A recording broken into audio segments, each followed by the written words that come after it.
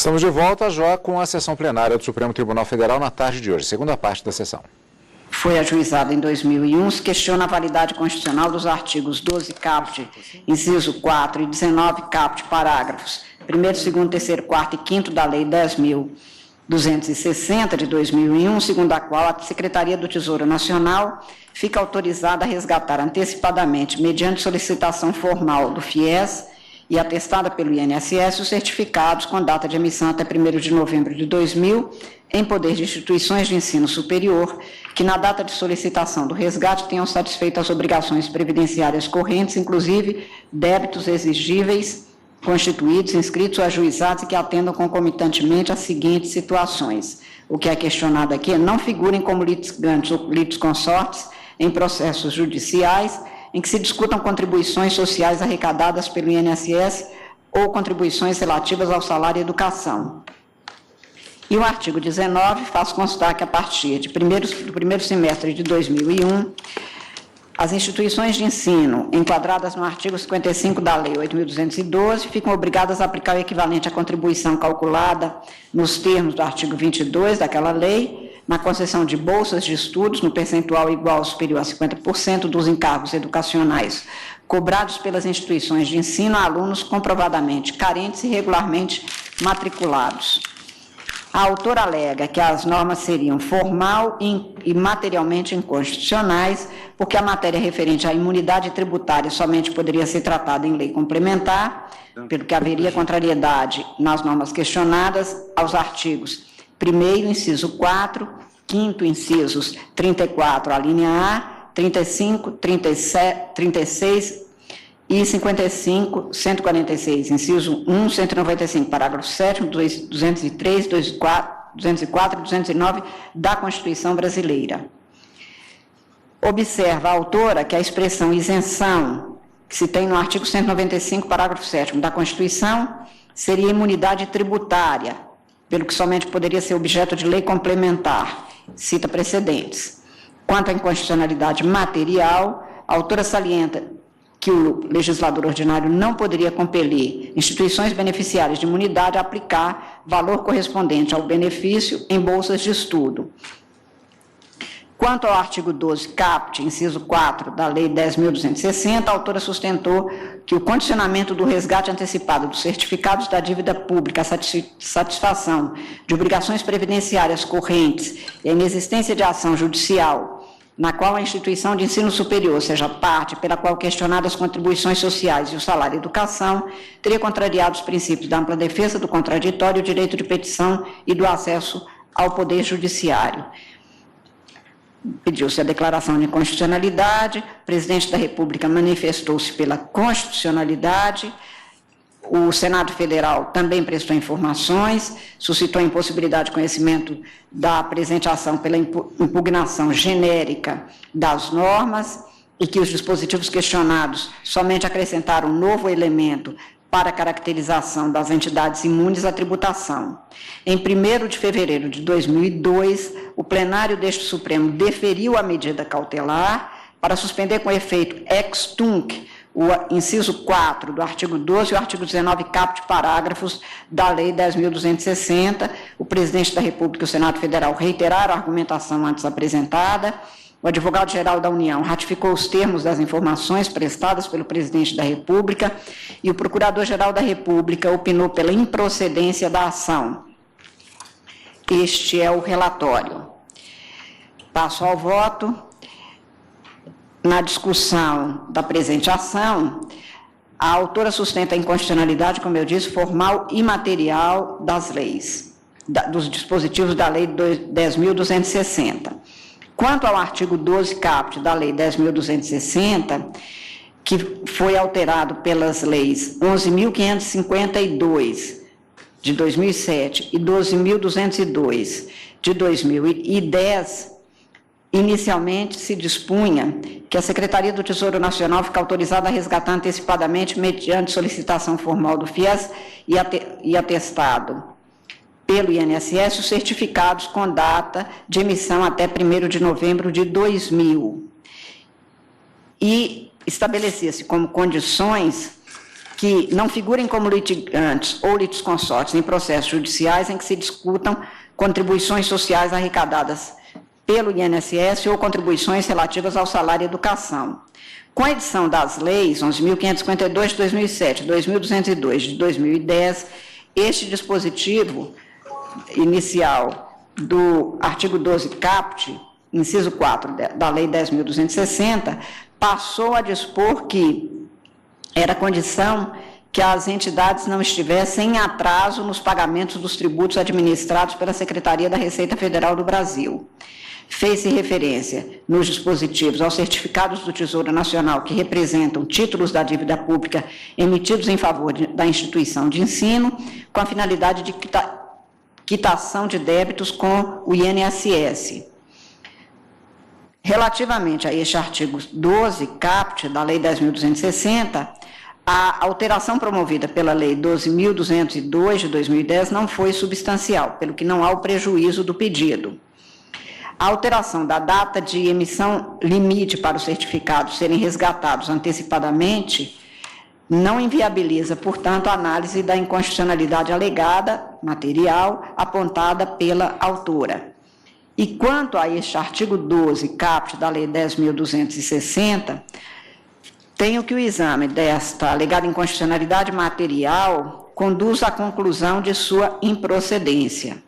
Nas normas constitucionais tidas por contrariadas, se estabelece, no artigo 5º, inciso 34, assegurar a todos, independente do pagamento de taxas, o direito de petição aos poderes públicos, a obtenção de certidões em repartições públicas para a defesa de direitos, que a lei não excluirá da apreciação do Poder Judiciário lesão ou ameaça a direito, e o direito ao devido processo legal, contraditório, ampla defesa. Diferente do sustentado pela autora, a necessidade de satisfação das obrigações previdenciárias correntes para o resgate antecipado dos certificados da dívida pública em poder das instituições de ensino superior não interfere no exercício do direito constitucional à obtenção gratuita de certidões em repartições públicas, exatamente para a defesa de direitos ou esclarecimento de situações de interesse pessoal. Essa condição prevista para o resgate antecipado de certificados da dívida pública, na minha compreensão, não contraria nem restringe o direito das instituições de provocarem o Poder Judiciário para questionar qualquer obrigação previdenciária, garantidos também os direitos processuais ao contraditório e à ampla defesa, como muitas vezes decidido por este Supremo Tribunal Federal, incluído o exame feito na medida cautelar desta ação direta. Em 1º de fevereiro de 2012, o plenário deferiu a cautelar requerida nessa ação, concluindo pela inexistência de inconstitucionalidade do artigo 12, caput da Lei 10.260. E na ementa se tem que ação direta de inconstitucionalidade, artigo 12, etc. E se tem inexistência de inconstitucionalidade do artigo 12, inciso 4, resgate condicionado à ausência de litígio judicial, tendo como objeto contribuições sociais arrecadados pelo INSS ou contribuições relativas ao salário e educação. O artigo 12, caput, da Lei 10.260, de 2001, ao fixar condições para o resgate antecipado dos certificados, teve como objetivo excluir da possibilidade de acesso ao crédito imediato dos valores correspondentes a tais certificados aquelas entidades que apresentem débitos para com a Previdência. Tal medida, antes de agressiva ao texto constitucional, corresponde à atitude de necessária prudência, tendente a evitar que devedores da Previdência ganhem acesso antecipado a recursos do Tesouro Nacional. O inciso 4 do referido artigo 12, quando condiciona o resgate antecipado a que as instituições de ensino superior não figurem como litigantes ou litisconsortes em processos judiciais em que se discutam contribuições sociais arrecadadas pelo INSS ou contribuições relativas ao salário e educação, aparentemente não contém afronta à garantia constitucional inserida no artigo 12, 5º, inciso 35, medida cautelar deferida. Em seu voto, a ministra Ellen Grace, então relatora, assentou o artigo 12, contrariamente ao que se afirma na inicial, veicula regras de negociação de certificados que correspondem a títulos de dívida pública. O dispositivo cria a possibilidade de resgate antecipado desses títulos, estabelece as condições em que tal negociação se possa fazer com vantagens recíprocas para as partes credora e devedora. Assim, exclui da possibilidade de acesso ao crédito imediato dos valores correspondentes a tais certificados as entidades que apresentem débito para com a Previdência. Tal medida, antes de agressiva ao texto constitucional, corresponde à atitude de necessária prudência. Aqueles que tiverem débitos pendentes resgatarão seus certificados ao final do prazo pelo qual eles foram emitidos. Fecho aspas. Deve-se manter no ponto o entendimento antes adotado pelo plenário deste Supremo Tribunal, pois o caput do artigo 12 da Lei 10.260 apenas prevê que o resgate antecipado do título da dívida pública emitido em favor do Fundo de Financiamento ao Estudante de Ensino Superior, FIES, condiciona-se à satisfação das obrigações previdenciárias, o que não impede sejam essas obrigações apreciadas pelo Poder Judiciário, em processo no qual se assegurem a ampla defesa e o contraditório, ou seja, garantia do devido processo legal. Razão pelo que, no ponto, considero improcedente o pedido quanto ao artigo 12, caput da Lei 10.260. Quanto ao artigo 19, parágrafos 1º a 5º da Lei 10.260, tem-se como um dos fundamentos que levaram o plenário deste Supremo a deferir a medida cautelar na espécie vertente foi a alegação de inconstitucionalidade do inciso 4 do artigo 12 da Lei 10.260, pelo qual houve o condicionamento do resgate antecipado a que, como eu afirmei antes, as instituições de ensino superior não figurassem como litigantes e, como antes mencionado também, este dispositivo foi substancialmente alterado pela Lei 11.552 de 2007, que passou a prever o dispositivo como condição para o resgate antecipado que as instituições de ensino superior não estejam em atraso nos pagamentos dos tributos administrados pela Secretaria da Receita Federal. Também é objeto da presente ação o artigo 19, caput, parágrafos 1º, 2º, 3º, 4º e 5º da Lei 10.260, pela alegada inconstitucionalidade formal e material.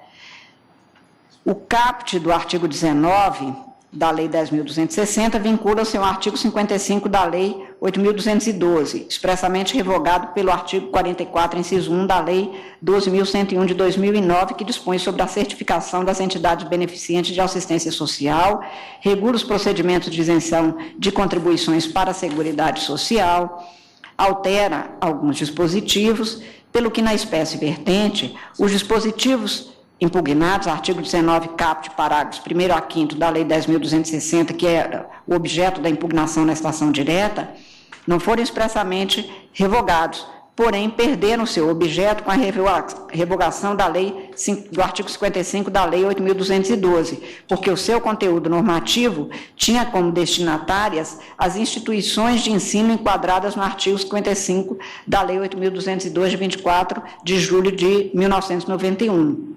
A edição de nova lei regulamentadora da certificação das entidades beneficentes de assistência social e dos procedimentos de isenção de contribuições para a Seguridade Social, Lei 12.101 de 2009, não altera a conclusão sobre a perda superveniente de objeto, porque o artigo 19 perdeu um dos elementos essenciais, a definição das entidades titulares da obrigação instituída nas normas impugnadas. A ação direta, portanto, está parcialmente prejudicada, porque os artigos 12, inciso 4 e 19, caput, parágrafos 1º a 5º da Lei 10.260, foram substancialmente alterados, demonstrando-se perda superveniente de objeto. A pacífica jurisprudência deste Supremo tem reconhecido o prejuízo de ações de controle abstrato, nos quais as normas impugnadas deixaram de subsistir no ordenamento jurídico. Por exemplo, a ação direta 709, relatada pelo ministro Paulo Brossard, a ação direta de inconstitucionalidade 3.381, de que fui relatora neste plenário, a ação direta de inconstitucionalidade 1445, relatado pelo ministro Celso de Mello, e aqui eu faço quase uma página de referências a precedentes, razão pela qual eu concluo votando no sentido de julgar prejudicada a presente ação direta quanto aos artigos 12, inciso 4 e 19 caput e parágrafos 1º a 5º da Lei 10.260, cassando a cautelar antes deferida, porque nestes pontos nós tínhamos a cautelar, e improcedente quanto ao artigo 12 caput da Lei 10.260 de 2001. É como voto. Ministro Edson Fachin. Senhora Presidente, o tema aqui suscitado remete precisamente a esses dois horizontes que Vossa Excelência acaba de explicitar. De um lado, o prejuízo ocorrido com a superveniência legislativa, que é precisamente a conclusão que cheguei, nomeadamente com a vigência da Lei 12.101 de 2009, que dispõe sobre as SEBAS, a certificação das entidades beneficentes de assistência social, e ali o inciso 3º do artigo 13, de fato, espanca a vigência do artigo 19 da Lei 10.260, o que, portanto, afasta o conhecimento de pontos substanciais desta ação direta em constitucionalidade. E naquilo que é possível ou passível de ser conhecido o mérito, também acompanho Vossa Excelência na conclusão, julgando a ação improcedente, se não fosse por outras razões, pelas razões que Vossa Excelência acaba de aduzir, e me permitiria apenas aditar, em termos gerais, que a própria Constituição, em dois dispositivos, no parágrafo 7º do artigo 195 e também no artigo 150, letra C do inciso 6º, se refere a essas entidades beneficentes educacionais, destinatárias de determinados benefícios fiscais, como entidades que podem efetivamente ter esta situação diferenciada, atendidos os requisitos previstos em lei, como aqui se refere. Portanto, para usar uma expressão não isenta de controvérsia, não há aqui uma situação jurídica absoluta,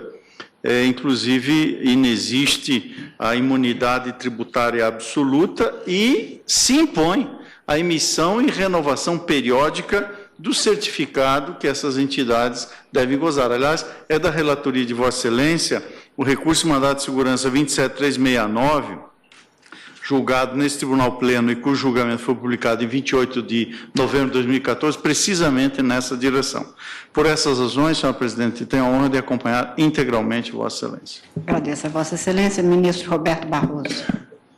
Presidente, também eu trouxe um voto escrito, que vou resumir sumariamente, porque também estou acompanhando Vossa Excelência em todos os pontos, tanto na questão do prejuízo, quanto na questão de considerar constitucional o dispositivo que fixa condições mais favoráveis para o resgate da dívida de títulos públicos por parte de quem não possui dívida com dívidas previdenciárias, e porque considero que a hipótese aqui, embora a Constituição fale em isenção, a hipótese é de imunidade, e acho que condicionar o desfrute de uma imunidade constitucional a uma determinada prestação onerosa vulnera o dispositivo constitucional. Apenas para sumariar, presidente, porque tenho esse hábito, mas coincide plenamente com o de Vossa Excelência, a minha tese de julgamento é a seguinte: é inconstitucional lei que esvazie, no todo ou em parte, o conteúdo econômico de uma imunidade constitucional, estabelecendo obrigação de aplicar o equivalente a 1 percentual da desoneração em atividade específica e onerosa, que é exatamente o que Vossa Excelência assentou. Portanto, é como voto, presidente, acompanhando Vossa Excelência. Agradeço a Vossa Excelência. Ministro Euri Zavascki. De acordo, senhor presidente. Ministra Rosa Weber. Acompanho Vossa Excelência, presidente. Ministro Luiz Fux. Ministro. De acordo. Ministro. De acordo. Ministro. Presidente, para o artigo 19, o exame está prejudicado, né? Sim. E não subsiste o inciso 4 do artigo Também 12 na prejudicado. nova redação. Também prejudicado. Também. Acompanho Vossa Excelência. Pois não. Proclamo o resultado. Ação julgada prejudicada quanto aos artigos 12, inciso 4 e 19, caput, parágrafos 1º a 5º, procedente quanto ao artigo 12, caput, este o resultado do julgamento. Apregou para continuidade de julgamento o recurso extraordinário 593.068, que procede de Santa Catarina, sendo relator o ministro Roberto Barroso e sendo recorrente Cátia Mara de Oliveira de Melo, recorrida à União Amicicúria, que são descritos nas anotações. Tem-se que, após o voto do ministro Roberto Barroso, que dava parcial provimento ao recurso, no que foi acompanhado pela ministra Rosa Weber, e o voto do ministro Teori Zavascki, que lhe negava provimento, pediu vista dos autos o ministro Luiz Fux, que votou posteriormente, dando parcial provimento ao recurso.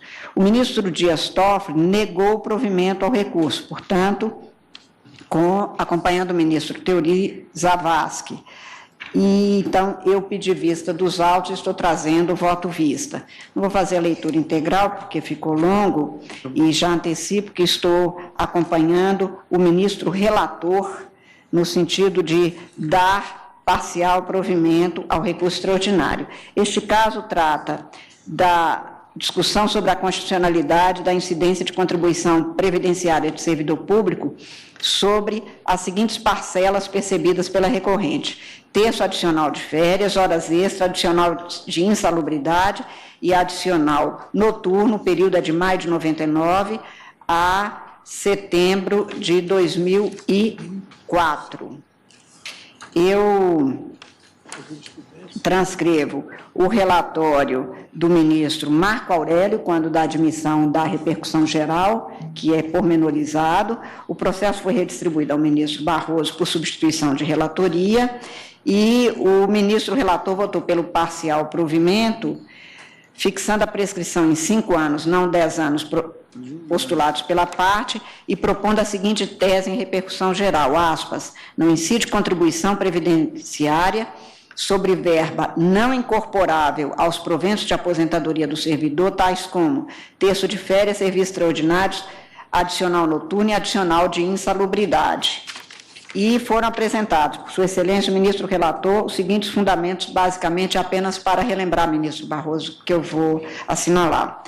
A solução da controvérsia levou em conta apenas o regime previdenciário próprio dos servidores, com base nos artigos 40, parágrafos 3º, 12 e 201, parágrafo 11. A Lei 9783 de 99 previa exclusões de base de cálculo da contribuição previdenciária, diárias, ajuda de custo, indenização de transporte, salário e família.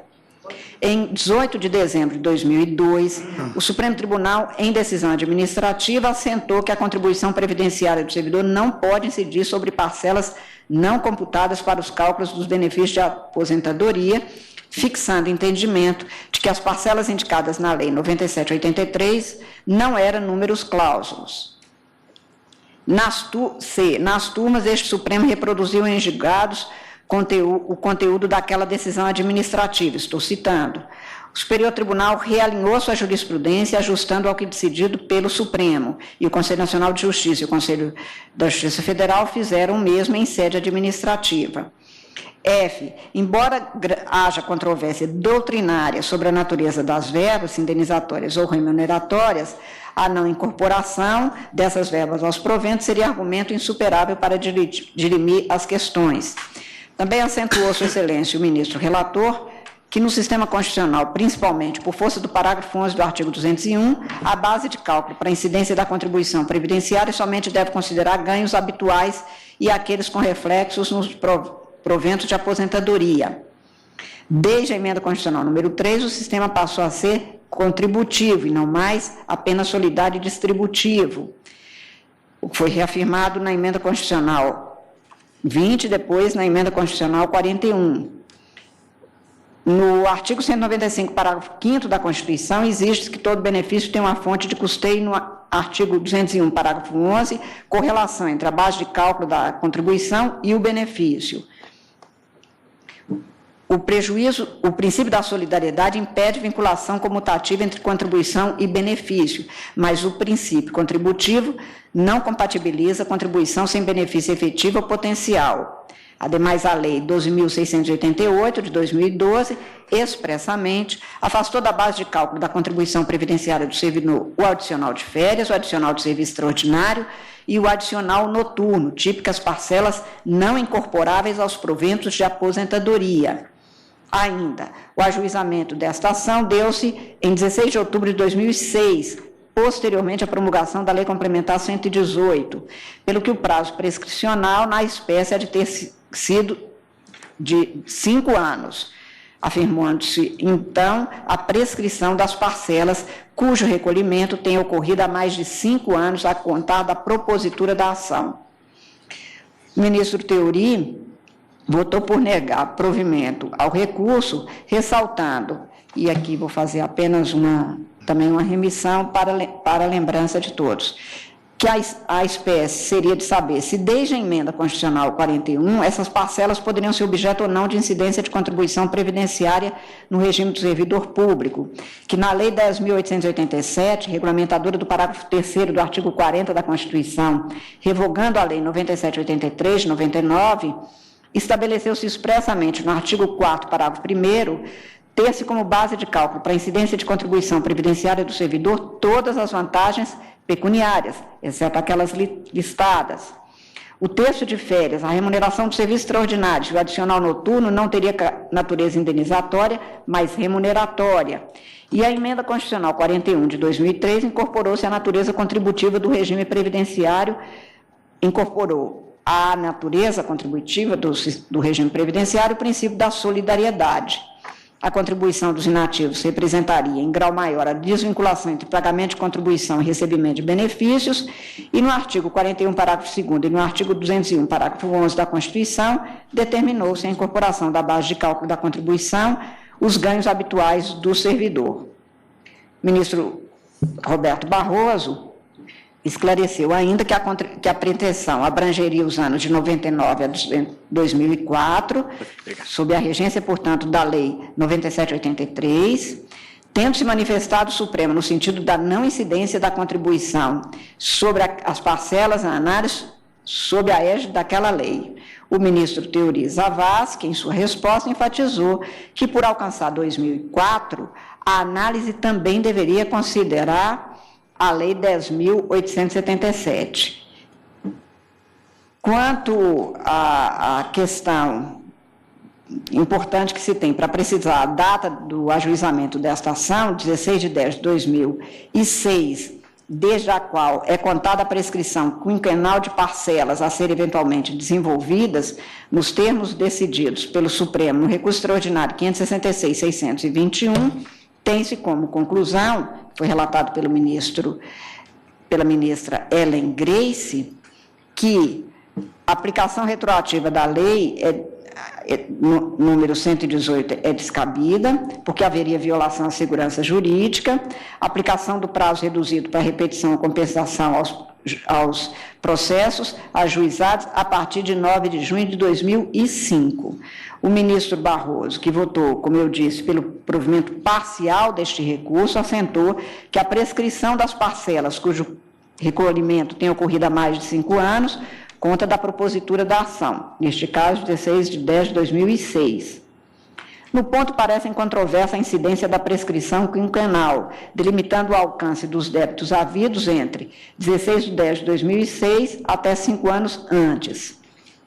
A análise da questão preliminar importa para a definição do quadro legal que foi posto. A Constituição, embora a Constituição tenha erigido modelos distintos de previdência para servidores públicos e trabalhadores, certo é que tanto o regime geral para os trabalhadores não públicos quanto o regime especial de trabalhadores públicos informam-se pelos mesmos princípios constitucionais. tanto os objetivos da Seguridade Social quanto os princípios que a informam valem para o sistema e não para alguns de seus beneficiários, pelo que não se pode negar a aplicação ou desconhecimento de qualquer deles para a concepção infraconstitucional do regime jurídico, seja quem for o sujeito de direitos e deveres neles prescritos. E, como eu disse em outra ocasião, que a existência de 2 regimes previdenciários vigentes no país, ambos podendo ter incidência sobre os servidores públicos, a depender da condição funcional de cada qual, põe de um lado o regime geral de previdência, a que se sujeitam todos os trabalhadores, e ainda os servidores ocupantes de cargos de provimento inefetivo em condição de não efetividade. E o regime especial de servidores públicos, agora destinado exclusivamente aos servidores titulares de cargos efetivos, da União dos Estados, do Distrito Federal e dos municípios. Assim, não apenas não se aparta totalmente o regime especial dos servidores do regime geral, como a ele se aplica eventualmente, requisitos e critérios nele acolhidos. Antes do reconhecimento da repercussão geral da matéria, no recurso extraordinário 593-068, relatado pelo ministro Joaquim Barbosa, tem-se que não se desvincula eventual novo entendimento deste plenário, a jurisprudência do Supremo direcionou-se à impossibilidade de se analisar em recurso extraordinário a natureza jurídica das verbas pecuniárias, porque dependeria de exame pressuposto de norma infraconstitucional. E aí eu cito vários julgados neste sentido. Mas, como se trouxe essa matéria neste caso, a solução da controvérsia aqui está posta no parágrafo 3º do artigo 40 da Constituição, norma específica, segundo a qual, para a definição do valor da aposentadoria, considera-se a remuneração de contribuição do servidor, entendida como compreensiva das parcelas que se incorporam aos proventos. Eu trouxe a análise desta norma, tal como feita aqui nos votos já assentados.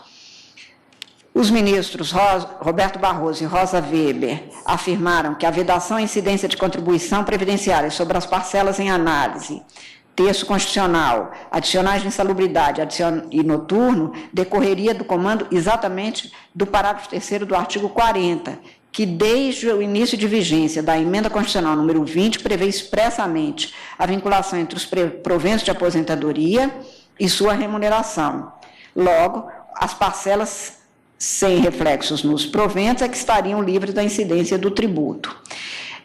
Na linha da decisões deste Supremo, anotou o ministro relator, também se unificar o entendimento do Superior Tribunal de Justiça, no recurso especial 956-289, Conselho Nacional de Justiça, nos PCA 183 e 184, e Conselho da Justiça Federal, PCA dos 2000.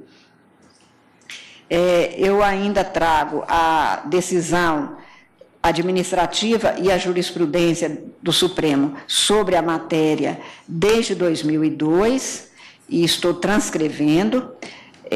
O entendimento que se afirmou foi tomado a partir do voto do ministro Maurício Correia em processos administrativos, que também transcrevo, e analisando, então, aqueles itens todos que foram trazidos pelo ministro relator, é que chego à conclusão, como disse antes, que, tal como por ele especificado, apesar de se ter deixado ao legislador ordinário o critério definidor das parcelas que compõem a remuneração para fins previdenciários, não se poderia subverter o comando constitucional para incluir na base de cálculo da contribuição parcelas sem repercussão nos proventos, porque haveria contrariedade ao parágrafo 3º do artigo 40. E o ministro Roberto Barroso realçou que, desde a decisão do Supremo Tribunal nos processos administrativos de 2002, o rol de parcelas isentas de contribuição previdenciária expressamente previstas pela Lei 9783 e depois 10.887 não seria números clausos, mas números abertos, sob pena de submeter a Constituição à lei ordinária, o que é inadmissível. E, portanto, eu faço análise a partir desses dados e da jurisprudência para concluir que a situação dos servidores inativos tem uma diversidade, porque contemplados com os proventos de aposentadoria calculados segundo o regime contributivo, que foi aqui analisado, são impelidos a participar do custeio do regime previdenciário de sua categoria em menor proporção.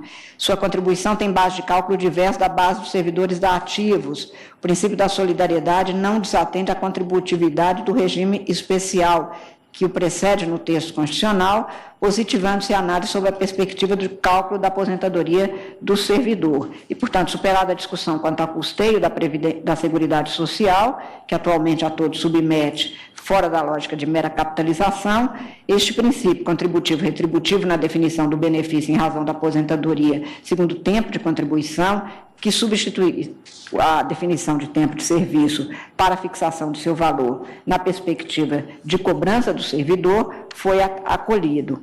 E estou citando jurisprudência neste sentido, o julgamento da ação direta 3.105, pela qual o Supremo equiparou os níveis de contribuição específica para os servidores inativos, aplicando o princípio da isonomia, citando, portanto, não apenas a jurisprudência, mas também a doutrina, concluí exatamente como relator de que o caso é de se dar parcial provimento ao recurso extraordinário, uma vez que as parcelas percebidas pelo servidor ditas não incorporáveis aos proventos, a dizer, aquelas cuja oneração não repercute no valor da aposentadoria, não se sujeitam à cobrança da contribuição previdenciária, ainda que elas representem ganho habitual e mesmo que venham a compor a remuneração do servidor e não compõem a remuneração de contribuição por não se refletirem no valor da aposentadoria nos termos do parágrafo 3º do artigo 40 da Constituição. Este é o meu voto. Vista, neste caso, votaram, dando parcial provimento ao recurso, como eu disse, o ministro Roberto Barroso, ministra Rosa Weber, ministro Luiz Fux, e agora o meu voto. Negaram provimento ao recurso os ministros Teori Zavascki e Dias Toffoli. Portanto, acolho agora os votos do ministro Edson Fachin, inicialmente neste caso. Senhora Presidente, eminentes pares, eminente relator, ministro Luiz Roberto Barroso, embora não fizesse parte do colegiado quando o julgamento principiou, mas examinei os votos e o feito, e nos termos regimentais, portanto, anoto que estou em condições de participar do debate e da formação da opinião majoritária, num ou no outro sentido, que esse colegiado acabará firmando.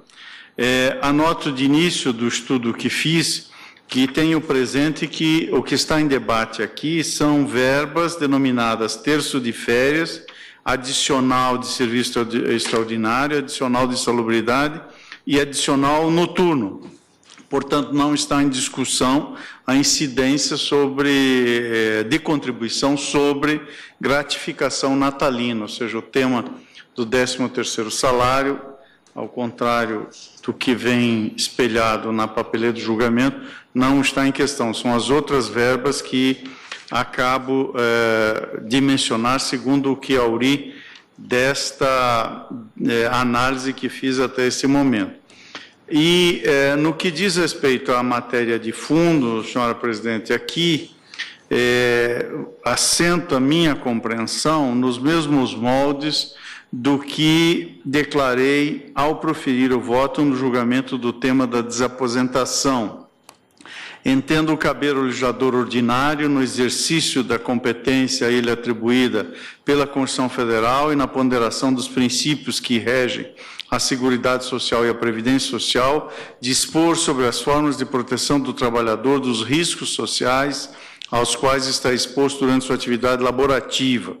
Além disso, como mencionei naquela oportunidade, não há na Constituição Federal dispositivo que vincule estritamente a contribuição previdenciária ao benefício recebido, devendo a correspondência ser observada na medida do possível, mas não há uma exigência normativa estrita nessa direção. E, nesse contexto, concordo na divergência, especialmente com o que declarou o ministro Dias Toffoli, do que examinei da memória do julgamento na sessão pretérita, quando afirmou que o grau de vinculação entre a arrecadação e sua destinação, na hipótese das contribuições direcionadas à Seguridade Social, deve ser de grau médio ou como disse Sua Excelência, deve haver proporcionalidade entre as contribuições exigidas e o benefício concedido, que é a repercussão.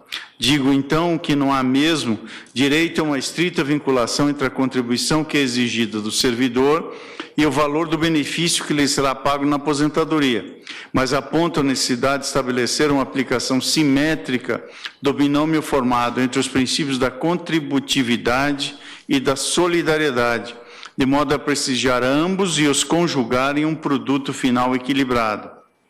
É possível, portanto, até porque, em meu modo de ver, não há vedação constitucional, mas há autorização decorrente da interpretação do princípio da solidariedade, que a contribuição previdenciária incida sobre verba não incorporável aos proventos de aposentadoria do servidor público. Há que se atentar, contudo, para a proporcionalidade, não identidade, entre a exigência contributiva e a prestação vindoura, e para que se evite a incidência de tributo com eventuais veios confiscatórios.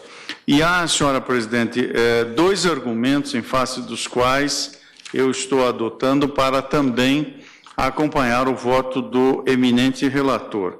O primeiro desses argumentos é do que depreendi a existência da jurisprudência firmada até o momento nesse Supremo Tribunal Federal, no que tange a não incidência de contribuição previdenciária sobre as verbas destacadas na causa, especialmente o terço constitucional de férias e os adicionais de horas extras noturnas em razão do local de trabalho. O fundamento dos julgamentos que examinei, a menos que se fizesse um overruling nessa oportunidade.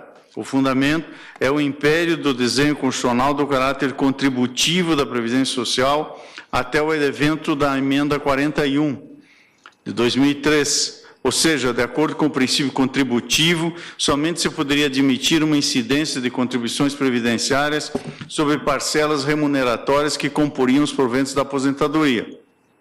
Este tribunal assentou sobre esse fundamento que o pequeno rol das exceções trazidas pela Lei 9783 de 99, limitado às diárias, ajuda de custo, à indenização de transporte, ao salário família, não era exaustivo e que qualquer outra verba não incorporável aos proventos de aposentadoria poderia estar isenta da incidência da contribuição tributária. Ainda que se pudesse cogitar da superação, e é evidente que se pode, mas aqui estou a argumentar, ainda que se pudesse cogitar da superação da jurisprudência, diante de fundadas modificações no tecido social e na própria Constituição que indicariam possível desgaste do entendimento, especialmente após o julgamento da ação direta de constitucionalidade 3.105 e a consagração plena do princípio da solidariedade por esse Supremo Tribunal Federal, a justificar, inclusive, incidência de contribuição sobre proventos de inativos, observo que esse entendimento se manteve incólume nesta Corte, mesmo após a vigência daquela emenda constitucional 41. Foram proferidos pelas turmas julgados nesse sentido, até a inclusão desse recurso extraordinário na sistemática de repercussão geral em 7 de maio de 2009. Portanto, esse é o primeiro óbice. E o segundo, senhor presidente, vou sintetizar, é de ordem legislativa. A Lei 10.887, no seu artigo 4º, nos incisos 7º, 10, 11 e 12, taxativamente explicita uma exclusão que o legislador ordinário promoveu. Ou aplicamos a lei, ou eventualmente a declaramos inconstitucional. Portanto, como não está em pauta esta questão, entendo que esta Lei 10.887, com as alterações promovidas pela Lei 12.688 de 2012, trata expressamente do cálculo dos proventos de aposentadoria dos servidores titulares de cargo efetivo de qualquer dos poderes da União, Estados, Distrito Federal e municípios, incluídas suas autarquias e fundações, e ali considera a média aritmética simples das maiores remunerações utilizadas como base para as contribuições do servidor ao regime de previdência ou aos regimes de previdência que esteja vinculado. Como se vê no artigo 4º, a lei é expressa ao declarar que somente farão parte da aposentadoria do servidor as verbas sobre as quais incidiu contribuição, e, a contrário senso, incide contribuição apenas sobre as verbas que são incorporadas ou serão incorporadas à aposentadoria. Essa é a letra da lei. Ademais, o legislador optou por expressamente excluir as verbas discutidas nesse extraordinário, além de outras elencadas, do conceito de remuneração para fins de incidência da contribuição previdenciária. Ou seja, se até a entrada em vigor da Emenda Constitucional 41, a incidência não era admitida pela falta de previsão constitucional acerca da aplicação do princípio da solidariedade de grupo ao regime próprio da Previdência Social, após a vigência da emenda e da consagração da solidariedade com princípio orientador do regime de previdência, foi o legislador quem optou por proteger da incidência de contribuição, dentre outras, as verbas discutidas nesse extraordinário, passando a prever 19 itens entre adicionais e vantagens que são excluídos da base de cálculo da contribuição previdenciária. E aqui cito, senhora presidente, doutrina e afirmo ainda que se o legislador federal optou por esse grau de tributação de verbas remuneratórias e indenizatórias e vem gradativamente ampliando as hipóteses da não incidência da contribuição previdenciária sobre tais verbas, e se também a Lei 10.884 prevê no artigo 1º que o valor dos proventos terá como base a média aritmética das remunerações utilizadas para as contribuições do servidor, não há como negar que, nesse momento, à luz da lei que temos em vigor, o equilíbrio buscado entre os princípios da solidariedade e da contributividade foi estabelecido nesse sentido pelo legislador ordinário. Por essa razão e por esses dois motivos centrais, senhora presidente, eu estou acompanhando no resultado e com esses fundamentos o voto do eminente relator, reconhecendo a não incidência da contribuição previdenciária sobre as parcelas discutidas nesse recurso. E no que diz respeito à tese, se a posição do relator for vencedora, tem uma sugestão ao texto que o eminente ministro Luiz Roberto Barroso propôs, eis que entendo, neste caso, ser importante, imprescindível mesmo, a referência na tese à lei específica, a Lei 10.887, para delimitar bem o campo da respectiva incidência. Dito isso, é como voto, senhora presidente. Agradeço a Vossa Excelência, ministro Ricardo Lewandowski. Senhora presidente, eu vou pedir vênia de divergência para acompanhar o relator. Entendo também que o disposto nos parágrafos 3º e 12 do artigo 40, combinado com o parágrafo 11 do artigo 201 da Constituição, deixa evidente que somente podem figurar como base de cálculo da contribuição previdenciária as remunerações ou ganhos habituais que tenham repercussão nos benefícios. Portanto, entendo que ficam excluídas as verbas que não se incorporam à aposentadoria. Concordo com a posição que entende que a dimensão contributiva do sistema se mostra incompatível com a cobrança de qualquer verba previdenciária sem que se confira ao segurado um determinado benefício efetivo ou potencial. Eu penso que a outra face dessa moeda, ou do sistema, que é a face da solidariedade, ou o princípio da solidariedade, não se mostra suficiente para elidir esse primeiro aspecto e impor ao contribuinte um benefício, uma contribuição, uma verba, exigir dele uma verba relativamente à qual ele não tenha qualquer retorno. Estou acompanhando, portanto, o relator. Inicialmente, Sua Excelência optava pelo provimento integral. Agora parece que houve uma pequena mudança no sentido do provimento parcial. Eu é isso? tenho aqui que Vossa Excelência anunciou o Por provimento causa da parcial. questão da prescrição. Da prescrição. Da prescrição. Está certo. do Então, período da está bem. prescrição. Eu acompanho também no aspecto da prescrição e, portanto, o provimento é parcial. Pois não. Ministro Gilmar Mendes. Pedir vênia a maioria que já está formando para acompanhar a divergência. Acompanha a divergência. Ministro Marco Aurélio. Presidente, estamos julgando o recurso extraordinário sob o ângulo da Constituição Federal. e não sob o ângulo estritamente legal. A primeira premissa de meu voto. Segunda premissa de meu voto é que os sistemas de aposentadoria do servidor público e do trabalhador em geral são sistemas diversos. Terceira premissa, não há uma relação exata entre a contribuição do servidor e o benefício que ele logra na jubilação.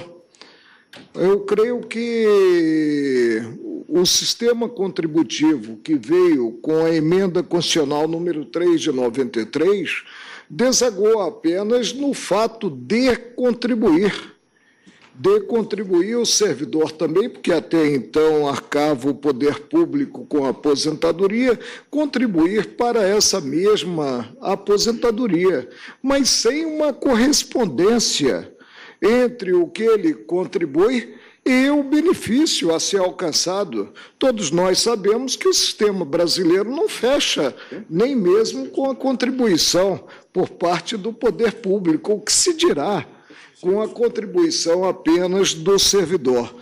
Assentadas essas premissas e não havendo correlação, como não há entre a contribuição do servidor e o benefício, não há uma correspondência exata, não tenho como dizer que não incide a contribuição sobre parcelas remuneratórias e sobre parcelas remuneratórias satisfeitas com a habitualidade. Eu creio que concluir de forma contrária apenas aprofunda a diferença de tratamento considerado o trabalhador em geral e o servidor público. O trabalhador, além de ter uma limitação que é ditada pelo salário contribuição, está, quanto aos benefícios da aposentadoria, está sujeito a um teto, o que não ocorre com o servidor. E alguém paga essa conta. Excluir-se só porque as parcelas, porventura, eu não estou aqui adentrando o campo estritamente legal, estou julgando sob o ângulo da Constituição Federal. Excluir parcelas remuneratórias só porque nos cálculos da aposentadoria elas não são computáveis é desconhecer o princípio da solidariedade quanto ao sistema. Por isso eu peço vênia ao ministro relator para acompanhar a divergência, que eu creio que foi a primeira divergência do ministro Teori Zavascki, o ministro Toffoli também o acompanhou. Presidente, tendo em vista a gravidade deste caso, porque me parece que nós estamos colocando uma bomba atômica no sistema previdenciário, depois aí da União dos que nós Estados e dos formamos municípios, uma casta, né? Senhora presidente, eu ia justamente alertar para a gravidade dessa decisão. Porque o mesmo conteúdo do parágrafo 3º do artigo 40, que trata do regime especial, tem uma correspondência de conteúdo, embora não literal, com um dos parágrafos do artigo 201. Eu salientei isso no meu voto, de modo que a decisão que se tomar em relação ao regime especial, salientando que o parágrafo 3º trata do cálculo de provento de aposentadoria, ele não trata de base de contribuição. Vai ter reflexo não apenas nos regimes públicos, mas também no regime geral. Eu fico com vista dos autos. Eu só gostaria de fazer um comentário, na verdade, mais de um. Também eu, como todos nós, os que votamos já majoritariamente favoravelmente a essa medida, temos preocupações fiscais, todos nós temos. O país vive um momento grave e, portanto, este é um foco de atenção. Agora, eu acho que a preocupação fiscal não dá direito ao Estado de ser incorreto. Cada um tem uma visão nessa matéria. Eu estou sendo coerente com a posição que tive em desaposentação, respeitando as posições divergentes. Quer dizer, o que me pareceu em desaposentação e a razão pela qual eu votei. Um indivíduo, ele se aposenta depois de um determinado tempo de contribuição e, portanto, ele passa a sacar do sistema. Porém, ele contribui mais, por exemplo, 15 anos e depois ele quer se aposentar, incorporando esse período a mais que ele contribuiu. A minha proposta era a de que se encontrasse uma fórmula que levasse em conta o que ele sacou e o que ele contribuiu a mais, porque era isso que me parecia justo. Aqui também me parece ser assim, quer dizer, a contribuição previdenciária, ela é um tributo vinculado. E, portanto, se é um tributo vinculado, o sistema é composto parte de solidariedade e parte de contribuição. Mas se é um tributo vinculado e não um imposto, é imprescindível que haja algum tipo de benefício potencial. Porque se não houver nenhum tipo de benefício potencial, não é uma contribuição previdenciária. É tomar o dinheiro. E eu acho que tomar o dinheiro via contribuição não me parece uma conduta adequada. E quanto ao impacto fiscal, eu gostaria de lembrar que a jurisprudência do Supremo sempre foi essa, e é antiga, do Supremo, do STJ, do CNJ e do Conselho da Justiça Federal. Nós não estamos mudando nada. Nós estamos mantendo o que sempre foi. E depois sobreveio a lei e diz a mesma coisa. Portanto, não se está criando um impacto fiscal novo. Está se lidando e, na verdade, mantendo uma situação que já vem de longa data, desde a presidência do ministro Peluso. Em sessão administrativa, o Supremo entendeu assim, e já se vão muitos anos.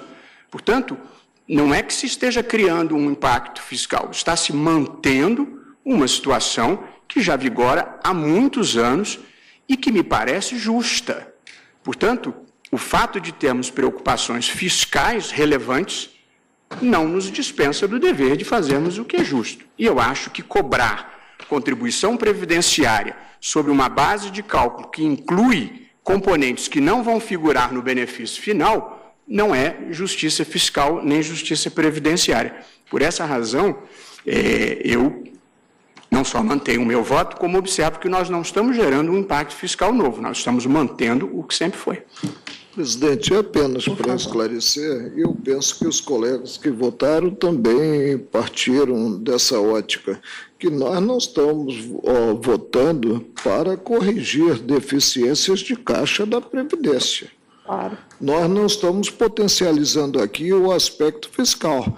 Nós estamos votando a partir do que disposto na Constituição Federal. Se se tem uma remuneração, se os proventos do servidor são proventos integrais, ao contrário do que ocorre com os trabalhadores em geral, ao excluirmos da incidência da contribuição, potencializando o sistema contributivo certas parcelas, nós só estamos aprofundando a diferença de tratamento, que, a meu ver, esse modo de ver não se coaduna com a Carta. Não votamos estritamente em que pese o enquadramento dado pelo colega aos nossos votos, nós não votamos estritamente pelo aspecto fiscal, já que não somos fazendários.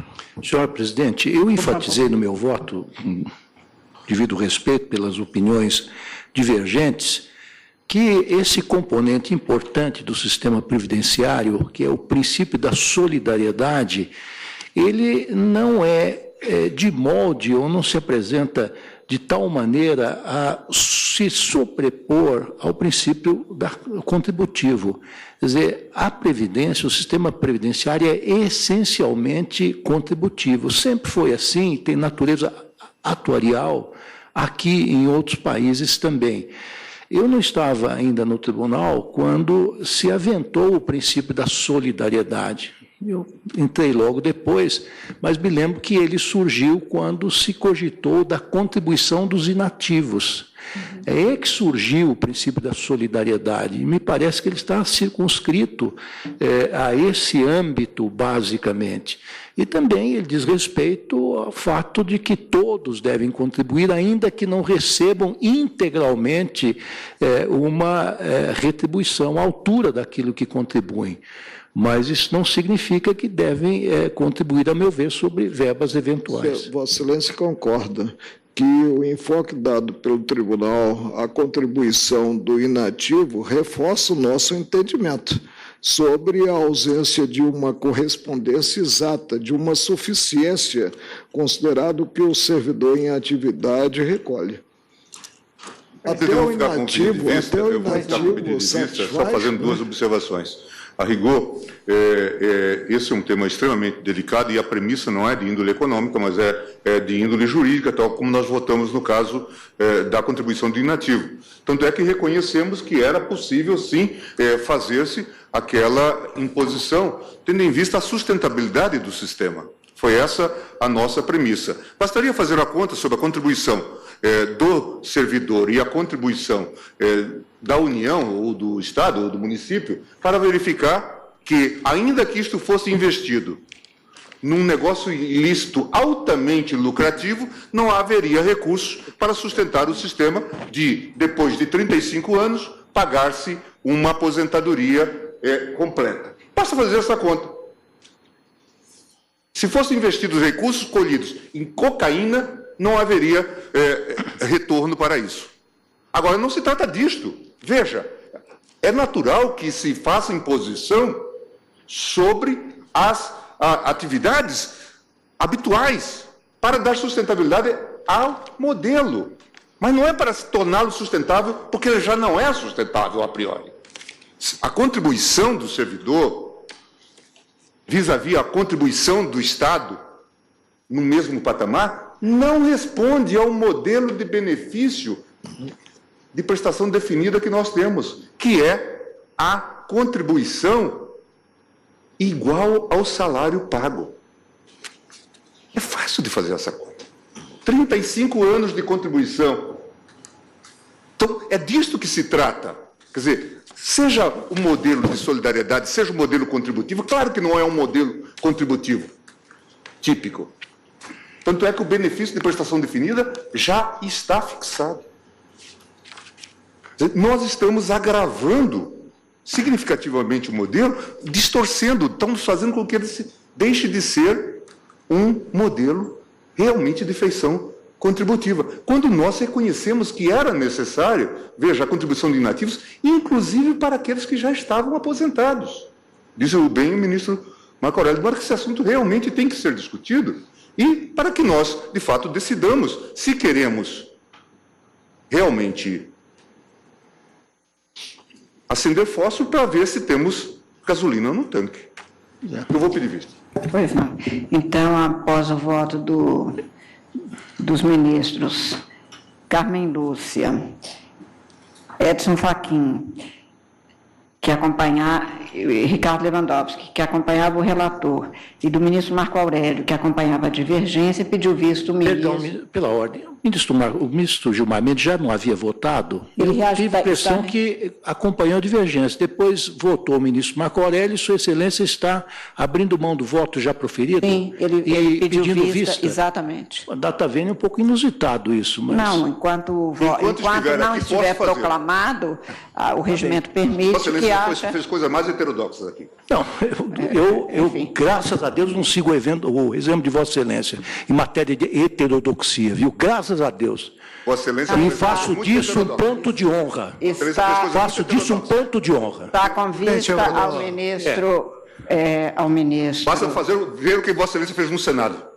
Do Senado, basta ver o que Vossa Excelência faz diariamente nos jornais. É uma atitude absolutamente, a meu ver, incompatível com os absurdos que Vossa Excelência faz. Não, absurdos não. Vossa Excelência retire o que disse, porque não existe. Vossa Excelência está faltando com decoro, não é de hoje. E eu repilo qualquer... Vossa Excelência, por favor, me esqueça. Não retiro. Isso. Bom, então, Vossa Excelência se mantenha como está, e eu afirmo que Vossa Excelência está faltando com decoro que essa corte merece. Está com vista o ministro Ricardo Lewandowski e... Não, eu não estou com vista. Com vista o ministro Gilmar Mendes, essa é a proclamação provisória do resultado. Apregou para julgamento a ação direta de constitucionalidade 3.077, procedente de Sergipe, de que sou relatora, e sendo autor o Procurador-Geral da República e o interessado é a Assembleia Legislativa do Estado de Sergipe. Nesta ação direta, com requerimento de cautelar, objetiva-se a declaração de constitucionalidade das seguintes normas da Constituição do Estado de Sergipe. Inciso 5 do artigo 47, a expressão decorrido o tempo previsto sem oferecimento do parecer, serão os autos remetidos no prazo de 5 dias às respectivas câmaras municipais do inciso 12 do artigo 68 e do parágrafo 1º do artigo 127, a interpretação do artigo 116, parágrafo 1º da Constituição sergipana, especificamente em consonância com o disposto no parágrafo 3º do artigo 128 da Constituição Federal.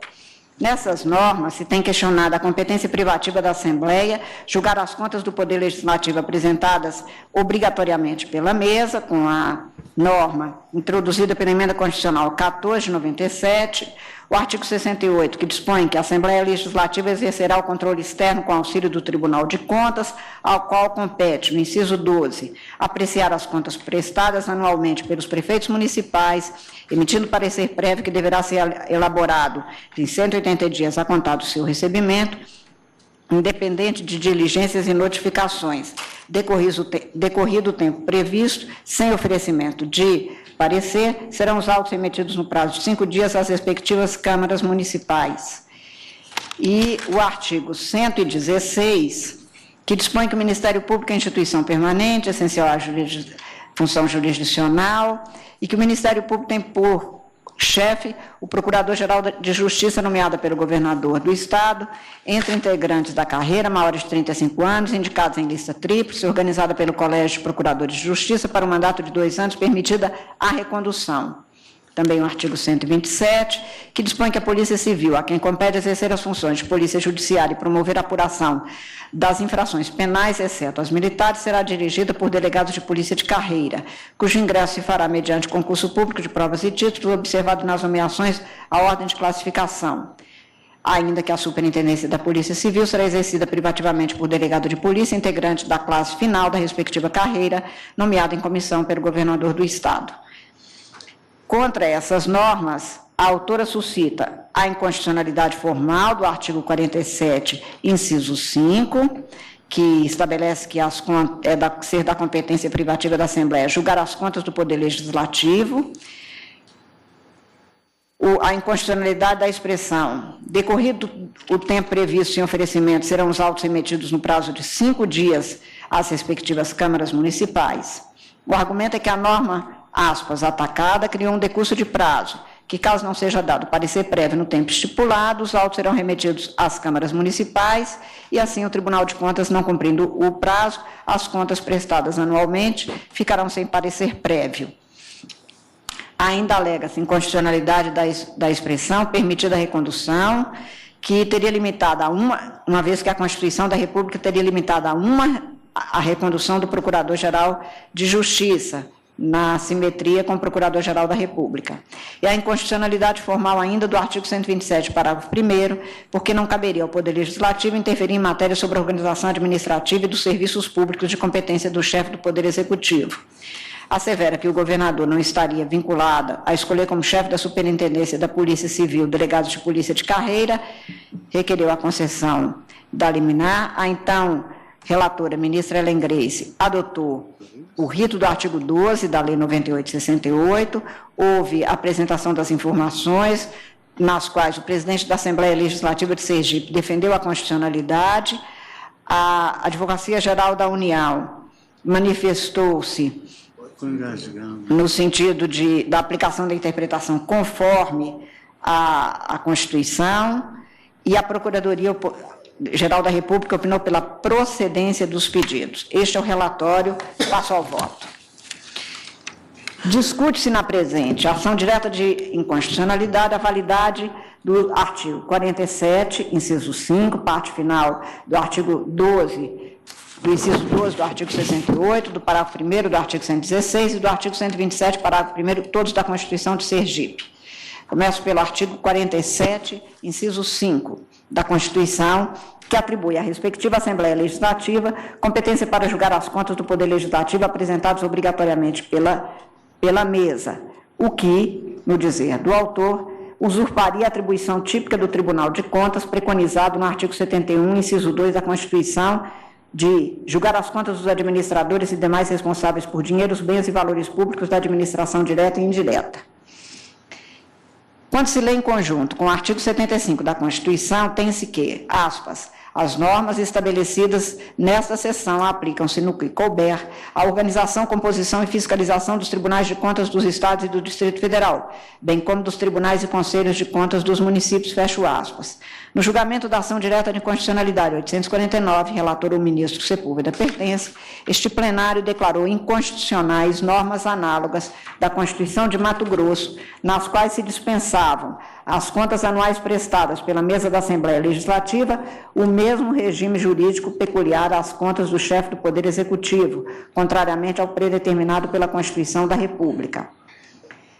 Na argumentação do ministro Celso de Mello, quando do deferimento da medida liminar, o ministro Sepúlveda Pertence reafirmou em seu voto condutor a inafastabilidade da competência dos tribunais de contas para julgarem, com força vinculante, contas dos demais gestores do dinheiro público, excetuados os do Poder Executivo, incluídos os integrantes dos órgãos legislativos. E estou transcrevendo aquela longa decisão. E por isso ali foi julgada procedente a ação, declarando-se inconstitucional a emenda número 1 de 91 da Constituição do Mato Grosso. No mesmo sentido, há como precedentes a ação direta de inconstitucionalidade 1964, relatado pelo ministro Dias Toffoli, a ação direta de inconstitucionalidade 3.715, relatado pelo ministro Gilmar Mendes, a ação direta de inconstitucionalidade 2.633, medida cautelar relatada pelo ministro Sidney Sanches, dentre outras. O inciso 5 do artigo 47 da Constituição Sergipana, portanto, contraria as disposições do artigo 71, inciso 2, combinado com 75 da Constituição, ao dispor que a Assembleia Legislativa exercerá o controle externo com auxílio do Tribunal de Contas, apreciando as contas prestadas anualmente pelos prefeitos municipais, emitindo parecer prévio que deverá ser elaborado em 180 dias a contar do seu recebimento, independente de diligências e notificações. Decorrido o tempo previsto sem oferecimento do parecer, serão os autos remetidos no prazo de 5 dias às respectivas câmaras municipais. O que se impugna aqui é a expressão do inciso 12, segundo a qual, decorrido o tempo previsto sem oferecimento do parecer, serão os autos remetidos no prazo de 5 dias às respectivas câmaras municipais. Como alegado pela autora e também afirmado pela Advocacia Geral da União, a norma autoriza as câmaras municipais a apreciarem as contas anuais emitidas pelos prefeitos, independentemente de parecer do Tribunal de Contas, se eles não as emitirem em 180 dias do recebimento das mesmas, violando, portanto, regra da Constituição Federal. No artigo 31, parágrafo 2º da Constituição brasileira, se estabelece que a fiscalização do município será exercida pelo Poder Legislativo Municipal, mediante controle externo, pelo sistema de controle interno do Poder Executivo Municipal na forma da lei, e que o parecer prévio emitido pelo órgão competente sobre as contas que o prefeito deve anualmente prestar só deixará de prevalecer por decisão de 2/3 dos membros da Câmara.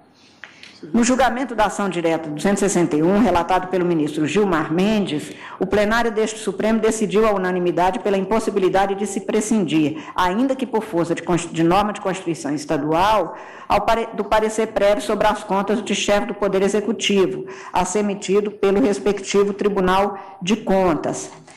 No caso, nós tivemos, naqueles precedentes, a assertiva do ministro Marco Aurélio, que acompanhou o ministro relator, naquele do ministro Pertence, expressamente dizendo que o parecer, que é opinativo, aspas, só deixa de prevalecer por decisão de 2/3 dos membros da Câmara Municipal, o que confere a ele uma envergadura maior e uma imprescindibilidade, porque aqui estaria prescindindo se ele não atuar num determinado prazo.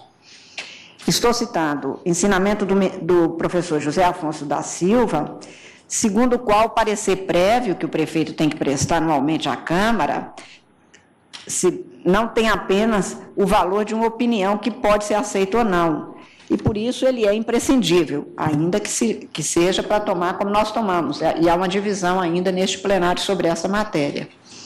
Mas aqui é dispensar-se o parecer prévio, não é o que nós analisamos em outros casos, se poderia ou não ser vinculativo ou não. A norma local não poderia excepcionar, ou a norma estadual, o que a Constituição da República não excepcionou, até em face do artigo 75 da Constituição. Quanto ao artigo 116, segundo o qual o Ministério Público, essencial função jurisdicional do Estado, a ele incumbe a defesa da ordem jurídica, do regime democrático e dos interesses sociais individuais disponíveis. Tem-se no parágrafo 1º do artigo 16 da Constituição Estadual que o Ministério Público tem por chefe o Procurador-Geral de Justiça, nomeado pelo governador do Estado, dentro integrante de carreira, indicados em lista tríplice, organizado pelo Colégio de Procuradores, para um mandato de 2 anos, permitida a recondução. E o questionamento alcança tão somente a indefinição da norma quanto ao número de reconduções. Quer dizer, o mesmo procurador-geral poderia ser reconduzido quantas vezes o governador entendesse. O Supremo também já se pronunciou sobre essa matéria, no julgamento da ação direta de constitucionalidade 2622, relatada pelo então ministro César Peluso, que concluiu por conferir interpretação conforme, naquele caso na Constituição do Estado de Rondônia, para excluir a interpretação que veda o exercício de cargos de confiança da administração superior do Ministério Público, conferir interpretação conforme para a expressão permitida a recondução, sendo permitida uma recondução, como se tem no plano federal. Eu, naquela sentada, acompanhei o ministro César Peluso para conferir a interpretação conforme a Constituição e, portanto, onde se tem permitida a recondução, deve ser entendida permitida uma recondução. Na espécie ainda, a impugnação do parágrafo 1º do artigo 116 da Constituição sergipana é idêntica, impondo-se idêntica solução.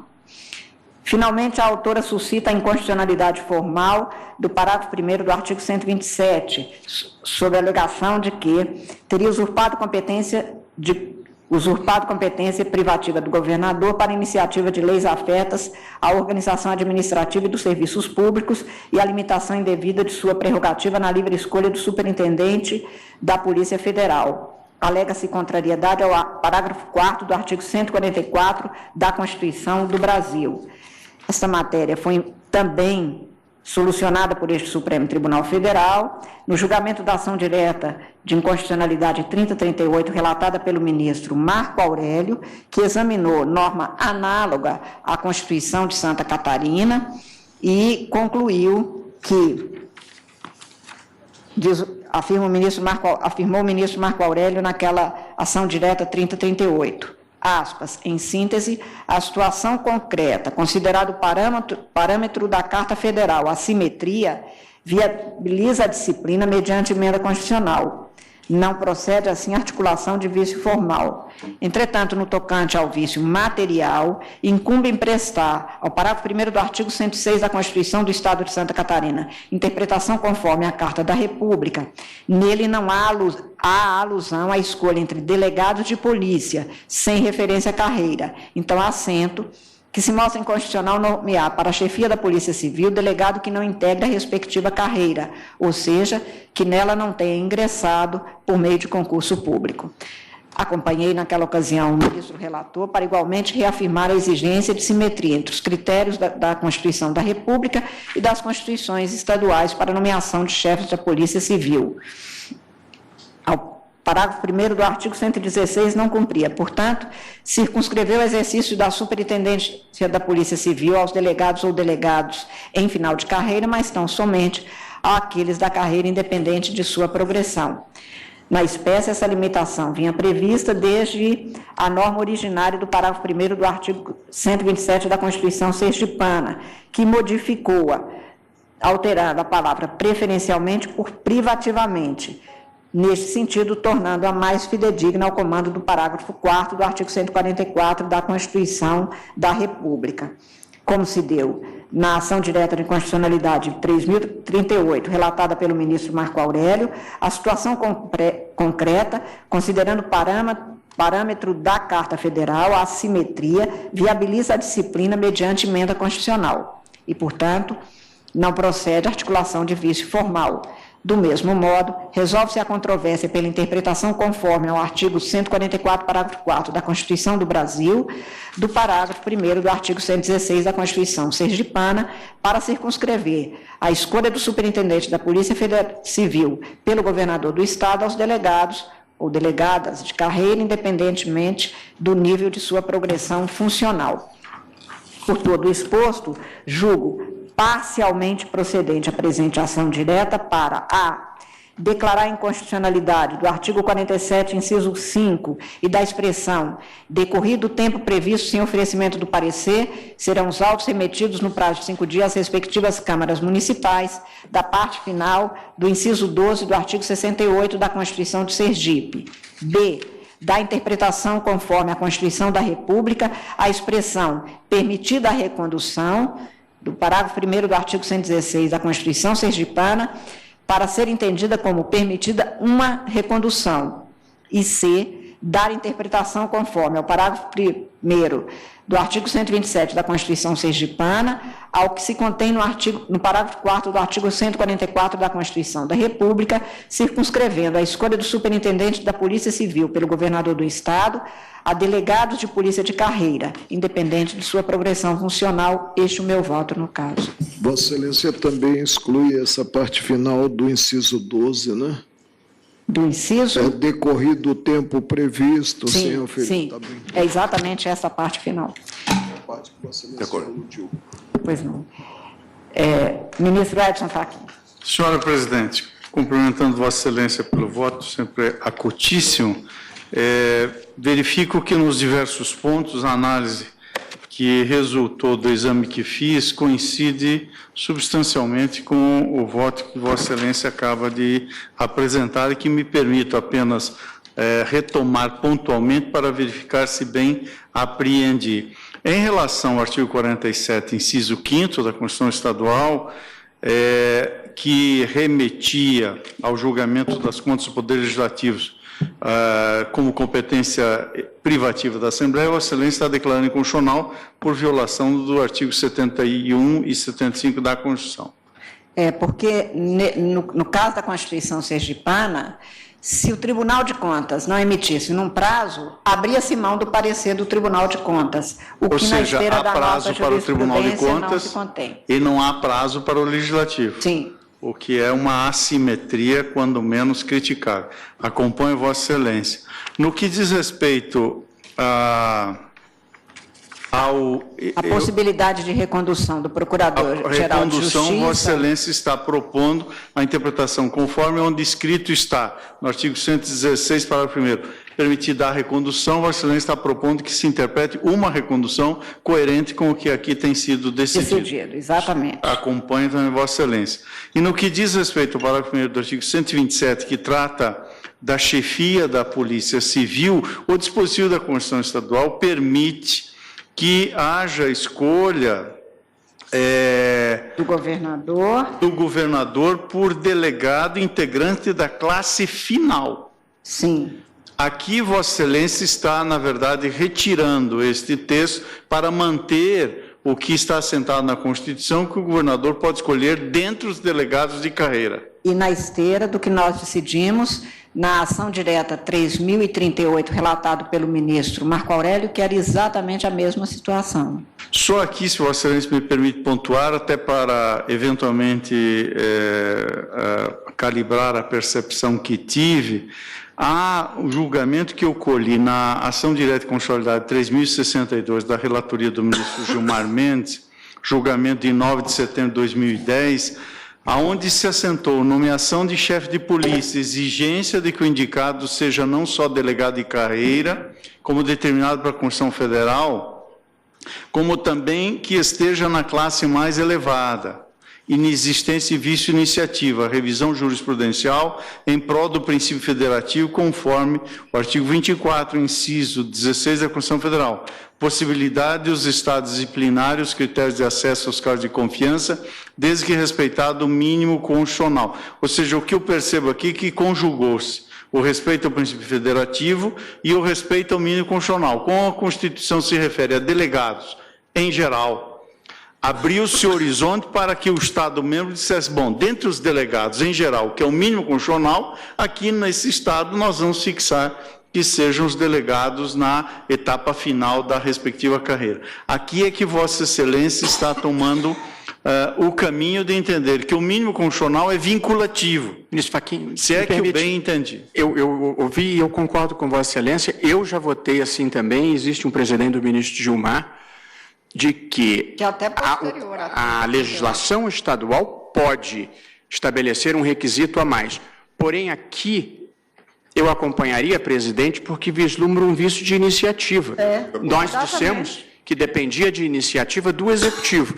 E aqui por via da emenda, se contornou essa iniciativa prática que o Supremo não aceita. E sabe, por isso o presidente que Vossa Excelência citou é mais novo do que esse que eu acabo de mencionar. Por esta circunstância... E também incluí, até deixei de falar por causa dessa outra. Eu compreendo no caso do ministro Gilmar, a questão era não apenas o objeto, mas também a forma. A forma. Muito bem. Então, estou feito esses esclarecimentos e peço desculpas de tratar ponto a ponto, mas são diversos aspectos.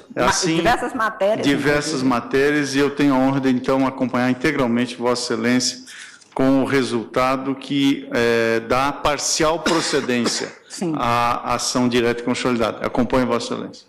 Ministro Roberto Barroso.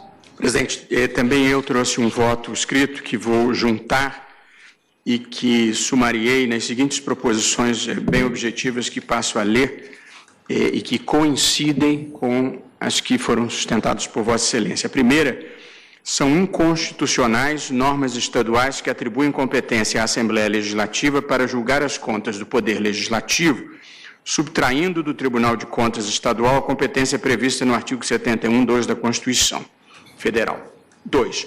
É inconstitucional norma estadual que permita que câmaras municipais julguem contas anuais de prefeitos sem parecer prévio do órgão de contas competente, em razão do artigo 31 e parágrafos da Constituição Federal. 3.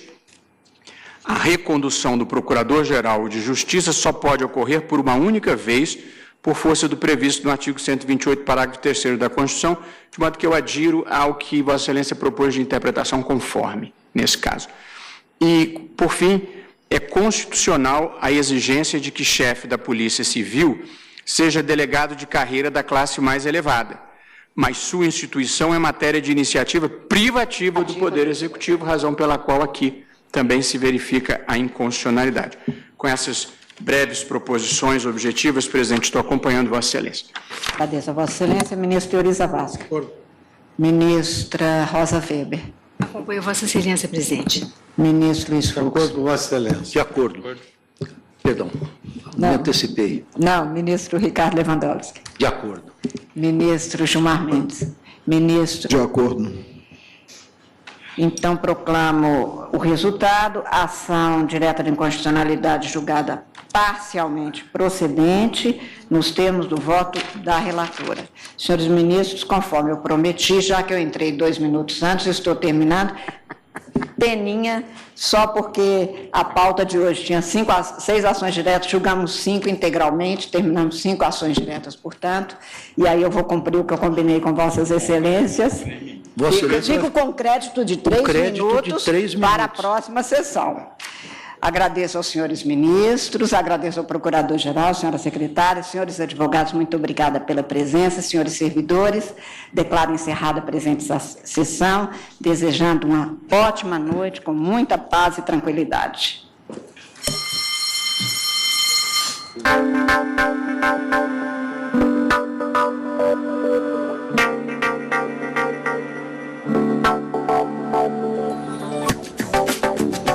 Encerrada esta sessão plenária deste dia 16 de novembro de 2016, vai ficando por aqui esta edição do Direto do Plenário. Lembrando que a cobertura completa logo mais no Jornal da Justiça, segunda edição. E encontro marcado amanhã, dia 17 de novembro de 2016, para mais uma edição do Direto do Plenário e o acompanhamento da sessão plenária do STF ao vivo.